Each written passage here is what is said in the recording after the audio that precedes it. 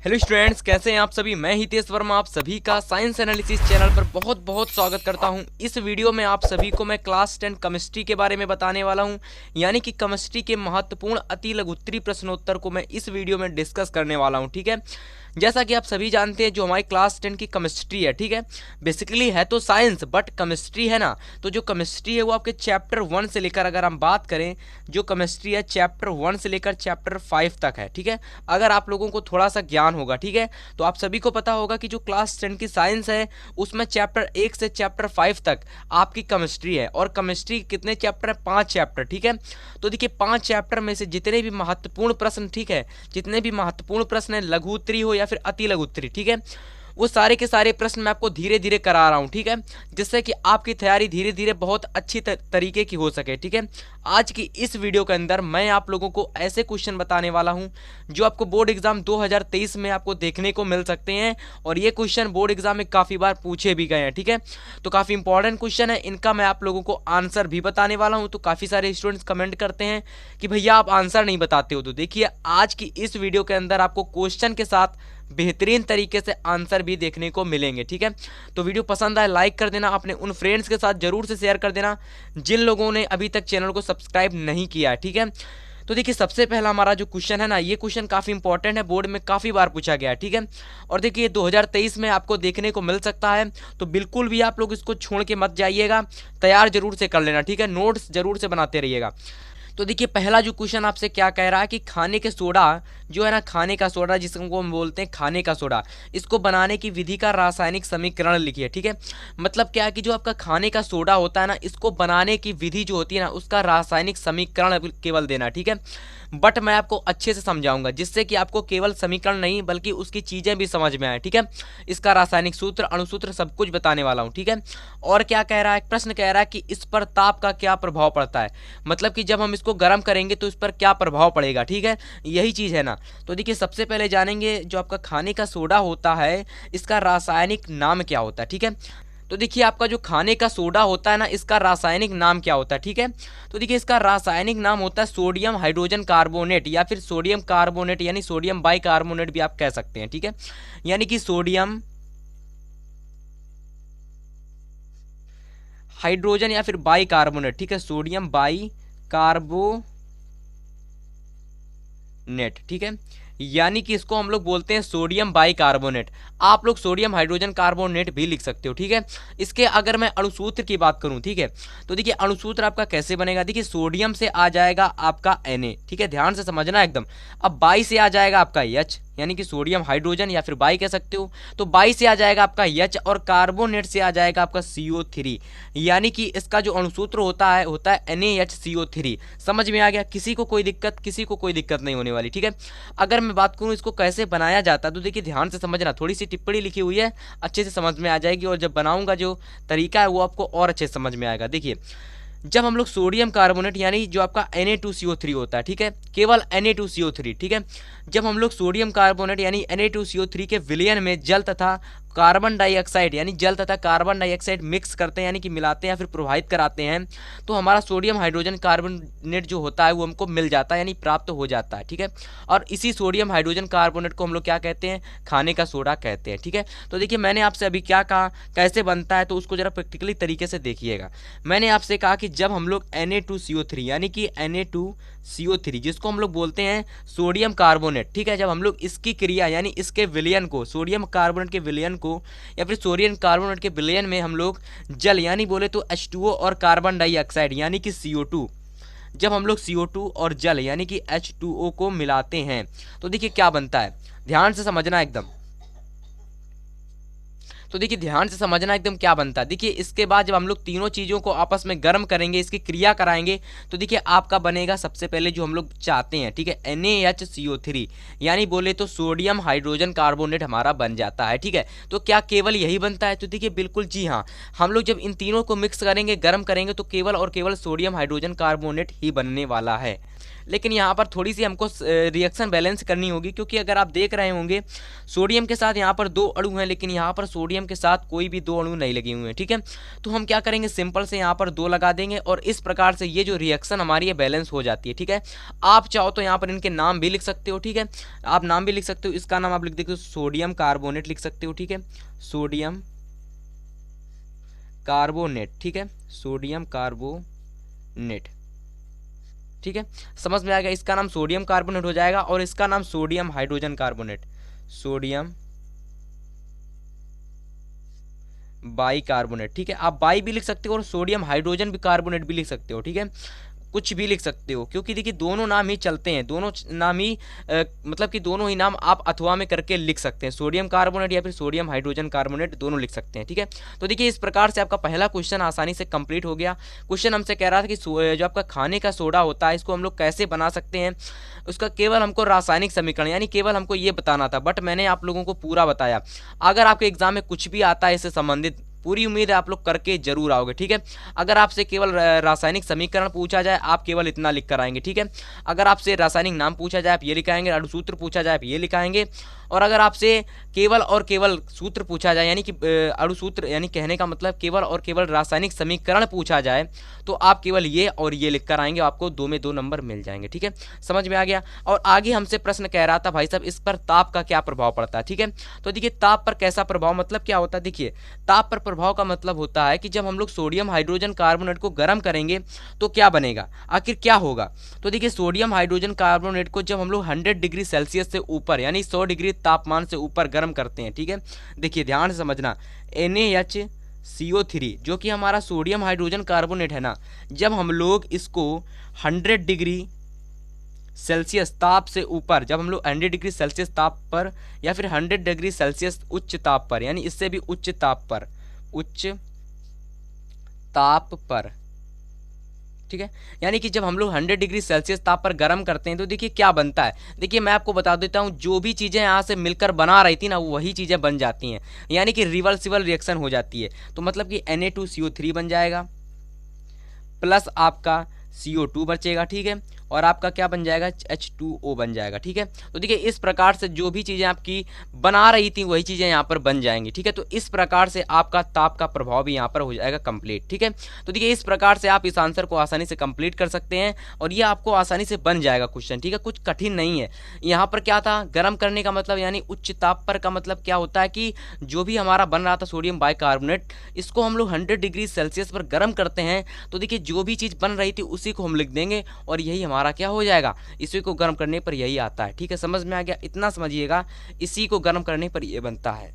तो उम्मीद करता हूँ ये क्वेश्चन आप सभी को जरूर से समझ में आया होगा, ठीक है। तो देखिए अगला क्वेश्चन फिर हम लोग देखते हैं, तो फिर अगला क्वेश्चन देखते हैं। अगला हमारा जो क्वेश्चन है ना सेम उसी पैटर्न का, ठीक है।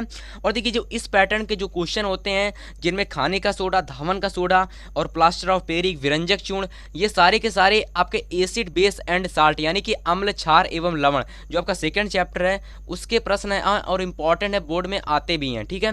देखिए सेकंड क्वेश्चन हमसे कह रहा है कि जो आपका धावन सोडा होता है इसका रासायनिक नाम लिखना है, ठीक है। देखिए प्रश्न में दे दिया गया है कि इस रासायनिक नाम लिखिए, अणुसूत्र लिखिए और इसकी बनने की विधि का केवल और केवल समीकरण देना है, ठीक है। इस प्रश्न को कैसे करना है ध्यान से समझना। देखिए सबसे पहले आपका आसान एकदम रासायनिक नाम क्या होता है, देखिए रासायनिक नाम ध्यान से समझना, इसका रासायनिक नाम होता है सोडियम कार्बोनेट डेकाहाइड्रेट। क्या होता है, sodium carbonate, sodium carbonate decahydrate. क्या होता है, डेकाहाइड्रेट,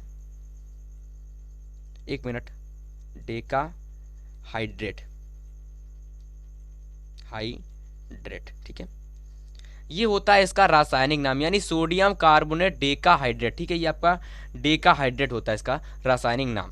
तो अगर मैं इसके अणुसूत्र की बात करूं, इसके अणुसूत्र तो यहां से आप बनाइएगा, यहां से आपका आ जाएगा Na2CO3, बट डेकाहाइड्रेट का मतलब क्या होता है, देखिए डेकाहाइड्रेट का मतलब होता है कि इसमें कुछ ना कुछ क्रिस्टल के जल के जो अणु होंगे वो जुड़े होंगे, ठीक है। तो देखिए क्रिस्टल जो आपका होता है, क्रिस्टल के जल, इसमें कितने अणु हो सकते हैं, तो यहाँ पर आपके जो अणु होते हैं 10 होते हैं, कितने, 10, यानी कि जल के 10 अणु होते हैं, ठीक है। और अगर कोई निश्चित जल के अणु दे रखे हैं, 2 दे रखे हैं, 8 दे रखे हैं, 7 दे रखे हैं, तो मतलब कि वो आपके क्रिस्टल के जल के अणु होते हैं, किसके, क्रिस्टलन के जल के अणु यानी क्रिस्टल जल के अणु होते हैं, ठीक है। तो देखिए कॉम्प्लिकेटेड हाइड्रेट नहीं है क्रिस्टल जल, आपको आसान है समझना, ठीक है, समझ सकते हैं, ठीक है। ये होता है इसका अणुसूत्र यानी कि Na2CO3.10H2O, ठीक है, काफी इजी है समझना, ठीक है। अब देखिए बनाने की विधि, देखिए ध्यान से समझना। जब हम लोग सोडियम कार्बोनेट यानी कि बोले तो Na2CO3 की क्रिया क्रिस्टल जल के 10 अणुओं से कराते हैं, तो देखिए ध्यान से समझना, सोडियम कार्बोनेट डेकाहाइड्रेट बनता है जिसे हम लोग धावन सोडा कहते हैं, ठीक है, काफी इजी है। अब इसके देखिए बनने की क्रिया क्या होती है, यानी इसको हम लोग कैसे, रिएक्शन इसकी क्या होती है, कैसे बनाएंगे, देखिए ध्यान से समझना। जब हम लोग Na2CO3 को यानी Na2CO सोडियम कार्बोनेट को क्या करते हैं भाई साहब, क्रिस्टल के 10 अणुओं के साथ यानी कि 10H2O के साथ गर्म करते हैं, तो देखिए वही चीज यहाँ पर बन जाएगी, यानी कि क्या बनता है आपका सोडियम कार्बोनेट डेकाहाइड्रेट, जो कि हमारा अणुसूत्र दे रखा था वो यहाँ पर बन जाएगा, यानी कि Na2CO3 डॉट 10H2O, ठीक है, डॉट 10H2O, ठीक है। बट कहीं कहीं पर ये रिएक्शन आपको 2 चरणों में दे रखी होगी, ठीक है, कितने चरणों में, 2 चरणों में, यानी कि 2 पदों में ये रिएक्शन दे रखी होगी, ठीक है। तो देखिए 2 पदों में कैसे होती है, देखिए सबसे पहली आपकी क्या होती है रिएक्शन की, पहली रिएक्शन ये होती है कि जब हम लोग सोडियम हाइड्रोक्साइड को यानी कि NaOH को, यानी कि जो हमारा NaOH होता है जिसको हम लोग बोलते हैं सोडियम हाइड्रोक्साइड, तो जब हम लोग सोडियम हाइड्रोक्साइड की क्रिया कार्बन डाइऑक्साइड से कराते हैं तो देखिए सोडियम कार्बोनेट बनता है, और जब सोडियम कार्बोनेट की क्रिया हम लोग जल के 10 अणुओं से कराते हैं तब जाकर बनता है हमारा सोडियम कार्बोनेट डेकाहाइड्रेट। लेकिन हमको क्या करने की जरूरत है, हमको सीधा समीकरण देना है, हम लोग सीधे बनाना है ना, तो सीधे हम लोग सोडियम कार्बोनेट की क्रिया क्रिस्टल के 10 अणुओं के साथ कराएंगे और सीधा हमारा जो आपका है सोडियम डेकाहाइड्रेट यानी सोडियम कार्बोनेट डेकाहाइड्रेट, जिसको हम लोग बोलते हैं धावन सोडा, हमारा बन जाएगा, ठीक है। तो इस प्रकार से आप लोग इस क्रिया को यानी इस रिएक्शन को आसानी से कर सकते हो, काफी इंपॉर्टेंट क्वेश्चन था, यहाँ पर आप लोग लिख सकते हो धावन सोडा, ठीक है। इसको हम लोग क्या कहते हैं, इसको हम लोग धावन सोडा कहते हैं, ठीक है, धावन सोडा, ठीक है, समझ में आ गया, इसको हम लोग धावन सोडा कहते हैं। और इसको क्या कहते हैं, इसको हम लोग सोडियम कार्बोनेट भी कहते हैं, ठीक है, इसको हम लोग क्या कहते हैं, सोडियम कार्बोनेट, तो आप लोग लिख सकते हो, ठीक है, समझ में आ गया। काफी इंपॉर्टेंट क्वेश्चन था, बोर्ड एग्जाम में काफी बार पूछा भी गया है, ठीक है, तैयार कर लेना, काफी बार पूछा गया है। और फिर अगला क्वेश्चन देखते हैं, ठीक है, अगला क्वेश्चन हमारा बहुत इंपॉर्टेंट क्वेश्चन है, बहुत ज्यादा इंपॉर्टेंट, बोर्ड एग्जाम में बहुत बार आया है, ठीक है। कह रहा कि प्लास्टर ऑफ पेरिस बनने की विधि तथा एक उपयोग लिखिए, ठीक है, क्या होता है, देखिए ध्यान से समझना एकदम। सबसे पहले प्लास्टर ऑफ पेरिस, इसको हम लोग बोलते हैं POP यानी प्लास्टर ऑफ पेरिस। और प्लास्टर ऑफ पेरिस कैसे बनता है इसके बारे में थोड़ा समझिएगा, ठीक है। तो देखिए यहाँ पर आपसे क्या आ गया कि प्लास्टर ऑफ पेरिस बनने की विधि और इसका एक उपयोग यानी इसका उपयोग कहाँ करते हैं उसको बताइए। देखिए सबसे पहले इसको बनाने के लिए क्या होता है, देखिए जब हम लोग जिप्सम को यानी जिप्सम क्या होता है, देखिए जिप्सम को जब हम गर्म करते हैं, ये एक प्रकार से समझिएगा प्लास्टर ऑफ पेरिस बनाने का एक तरीका है। जब हम लोग जिप्सम को 373 केल्विन पर गर्म करते हैं ना, तो हमारा प्लास्टर ऑफ पेरिस बनकर रेडी हो जाता है। देखिए कैसे, आखिर कैसे, देखिए जिप्सम का सूत्र होता है CaSO4.2H2O यानी CaSO4.2H2O, ये होता है आपका जिप्सम का फार्मूला, ठीक है, ये आपका जिप्सम का फार्मूला होता है। अब जब हम लोग जिप्सम को कितनी डिग्री सेल्सियस पर गर्म कर रहे हैं यानी कितने डिग्री केल्विन पर गर्म कर रहे हैं, या फिर अगर आप सेल्सियस भी लेना चाहते हो ना तो आप सेल्सियस यहाँ से ले सकते हो 120 डिग्री सेल्सियस, ठीक है, 120 डिग्री सेल्सियस ले सकते हो, ठीक है। बट मैं इसको क्या कर रहा हूँ 100 यानी कि 373 केल्विन पर गर्म कर रहा हूँ, ठीक है। तो देखिए जब हम लोग इसको 373 केल्विन पर गर्म करेंगे ना, तो देखिए जब हम लोग इसको 373 केल्विन पर गर्म करेंगे तो आपका बनेगा प्लास्टर ऑफ पेरिस, और जिसका होता है फार्मूला CaSO4, देखिए CaSO4.12H2O, क्या होता है .12H2O, ठीक है। हाफ H2O का मतलब होता है 1/2H2O, ठीक है, जिसको हम लोग हाफ H2O बोलते हैं, ठीक है। लेकिन इसके साथ साथ आपका और बनता है, अब इसका पूरा फार्मूला होता है CaSO4.12H2O प्लस एक सही 1/2H2O, ठीक है, समझ में आ गया। तो ये होता है भाई साहब आप सभी का प्लास्टर ऑफ पेरिस का फार्मूला, ठीक है, समझ में आ गया। इसको हम लोग क्या बोलते हैं, जिप्सम को हम लोग बोलते हैं कैल्शियम सल्फेट हेमीहाइड्रेट, क्या बोलते हैं, कैल्शियम सल्फेट हेमीहाइड्रेट। तो मैं यहाँ नाम लिख देता हूँ, कैल्शियम सल्फेट हेमीहाइड्रेट, ठीक है, समझ में आ गया। इसको हम लोग बोलते हैं कैल्शियम सल्फेट हेमीहाइड्रेट, ठीक है, या फिर आप जिप्सम भी बोल सकते हो, बट इसको हम लोग बोलते हैं भाई साहब POP यानी कि प्लास्टर ऑफ पेरिस। तो देखिए किसी को अगर कहीं पर दिक्कत आ रही हो समझने में तो कमेंट कर देना, चलिए अब इसके उपयोग देख लेते हैं, ठीक है। उपयोग में क्या लिखेंगे, देखिए आपसे एक उपयोग पूछा जा सकता है, दो उपयोग, ठीक है।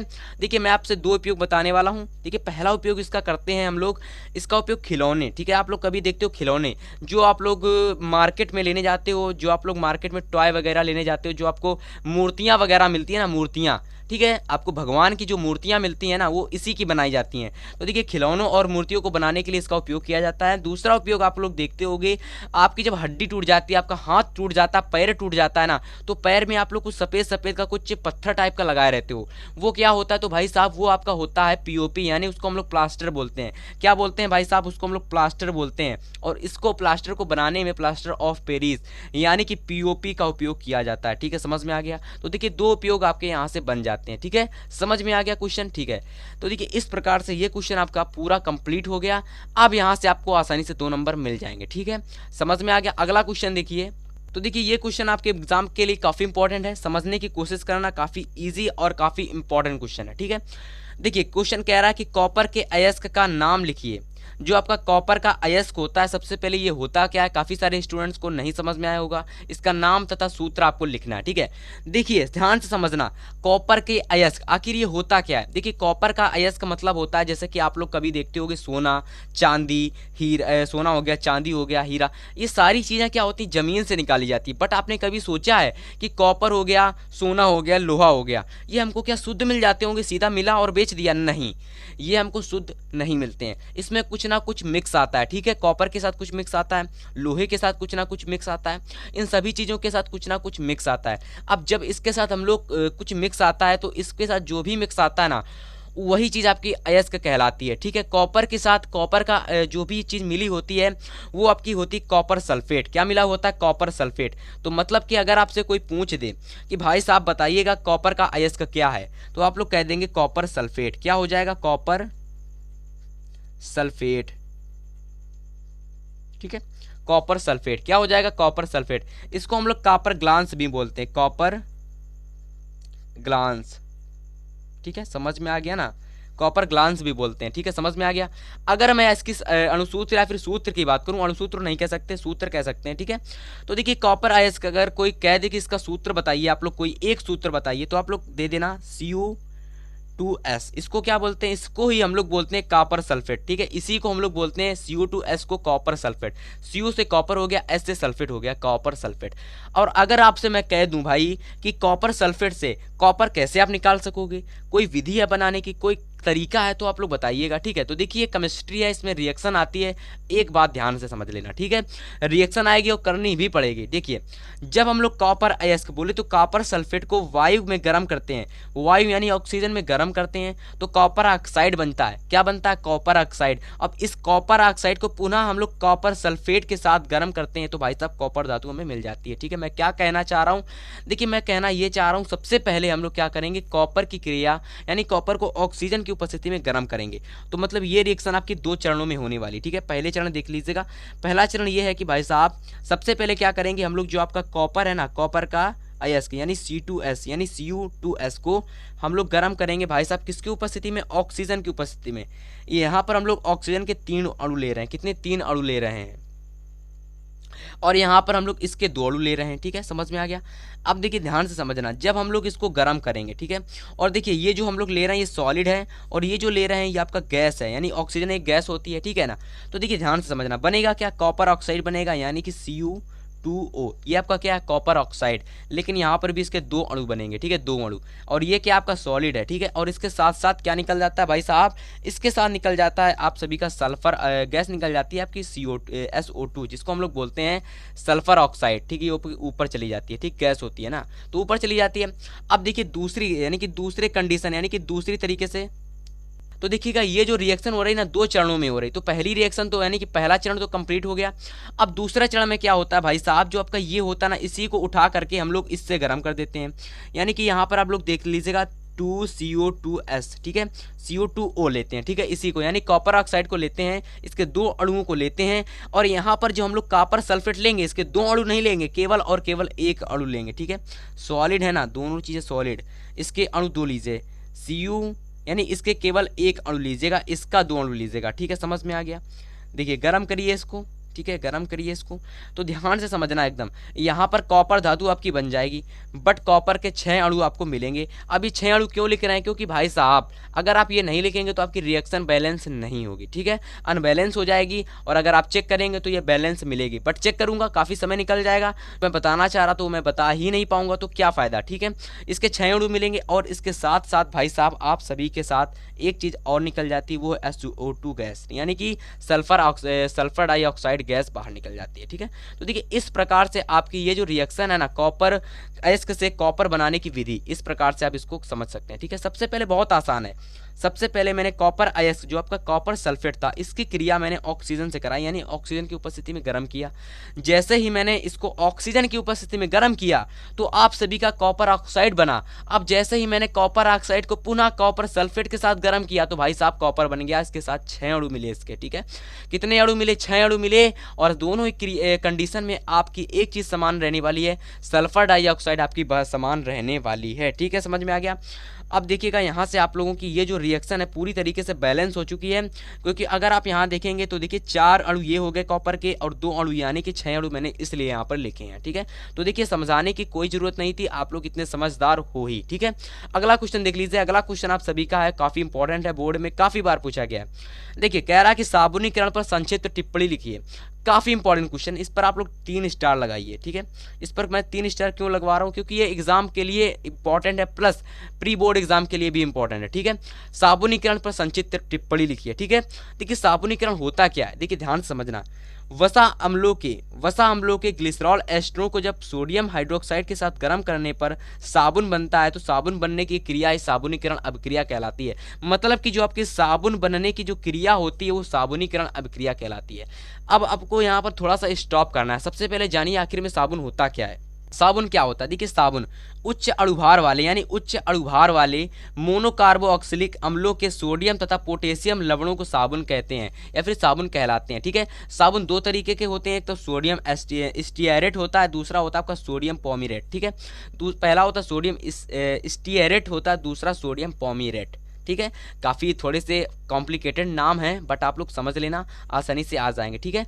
अगर मैं बात करूं इनमें से किसी एक का फार्मूला, यानी कि इनमें से किसी एक की सहायता से आप साबुन कैसे बना सकते हैं, ठीक है, या फिर ये कह सकते हो इनमें से साबुन कैसे बनेगा। देखिए सबसे पहले मैंने आपको यहाँ पर अगर आप देखेंगे, मैंने आपसे क्या कहा था, मैंने आपसे कहा था जब हम लोग वसा अम्लों के ग्लिसरॉल एस्टरों को, तो अगर आप यहाँ समझेंगे तो मैंने आपसे ये कहा है भाई साहब कि जब हम लोग वसा अम्लों के ग्लिसरॉल एस्टर यानी कि CH, अगर इसका फार्मूला क्या होता है, वसा अम्लों के ग्लिसरॉल एस्टरों का फार्मूला क्या होता है भाई साहब, इसका फार्मूला होता है CH2, ठीक है, CH2O CO C17H35, ठीक है। अब भाई साहब इसको हम लोग 3 बार अगर लिख दें, इस करके ऐसे करके 3 बार अगर मैं लिख दूं CHOH, ठीक है, ध्यान से समझना एकदम बहुत अच्छी तरीके से समझना, CHO CO C17H35, ठीक है, इसको 3 बार लिखेंगे, ठीक है।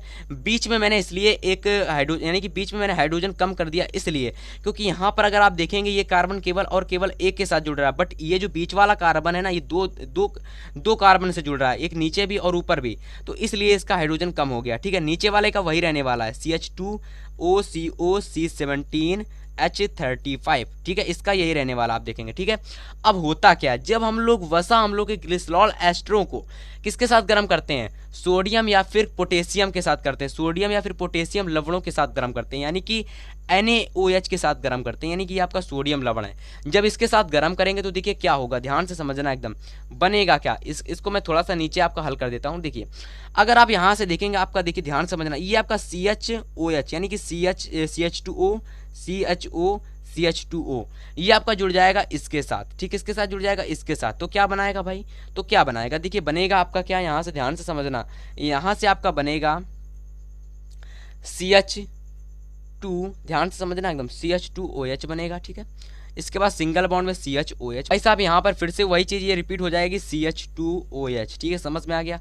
अगर आप यहाँ पर देखेंगे तो भाई साहब मैंने यहाँ पर क्या लिया, CH2 CHO CH2 इतना लिया। अब यहाँ पर ये सोडियम जो बच जाएगा, जो आपका ये सोडियम बच गया ना, प्लस यहाँ पर प्लस लगाइए, जो आपका ये सोडियम बच गया ना, ये आपका जुड़ जाएगा C17H35 के साथ, क्या बनेगा, तो जो बनेगा आप सभी का वो ध्यान से समझना एकदम, यहाँ पर आपका बनेगा C17H35 अब देखिए यहाँ पर आपका कितना ऑक्सीजन 2 बच गए ना, ऑक्सीजन 2 बचे यहाँ से, तो देखिए COO, इसके बाद आपको सोडियम लगा देना है यानी कि Na लगा देना, ठीक है। तो देखिए ये जो आपका बना है ना, ये पूरा यहाँ से लेकर के यहाँ तक, ये इसी को हम लोग बोलते हैं भाई साहब साबुन, ठीक है। बट यहाँ पर एक चीज़ समझने वाली है, यहाँ पर आपके साबुन के 3 अणु बनेंगे। क्यों बनेंगे? क्योंकि यहाँ पर 1 2 3 अणु यहाँ पर वसा अम्लों के थे, ठीक है, इसलिए 3 यहाँ पर बनेंगे। तो देखिए ये जो आपका बनकर रेडी हो गया ना, यही आपका है साबुन, ठीक है, समझ में आ गई है क्या भाई साहब आप सभी का? यही आप सभी का है साबुन। तो अगर आपसे कोई पूछ दे भाई साबुन कैसे बनेगा, तो वसा अम्लों के ग्लिसरॉल एस्टरों की क्रिया जब हम लोग सोडियम लवण के साथ कराते हैं तो क्या बनता है? साबुन बनता है। साबुन का फार्मूला क्या होता है? C17H35COO Na होता है, ठीक है, समझ में आ गया। काफी इजी क्वेश्चन था और आप सभी को उम्मीद करता हूं समझ में आ गया होगा। अगर आपसे कोई पूछ दे इसका फार्मूला क्या होता है, इसका नाम क्या होता है, तो इसका नाम होता है भाई साहब सोडियम स्टेरेट। क्या होता है? Sodium stearate. क्या होता है? सोडियम स्टेरेट, ठीक है, सोडियम स्टेरेट इसका होता है नाम। तो इस प्रकार से ये क्वेश्चन, ये 5 क्वेश्चन आज की इस वीडियो के अंदर मैंने आपको बताया, ठीक है। उम्मीद करता हूं 5 क्वेश्चन आप सभी को कवर हो गए होंगे। काफी इंपॉर्टेंट क्वेश्चन थे और बोर्ड एग्जाम में काफी बार पूछ लिए गए हैं, ठीक है।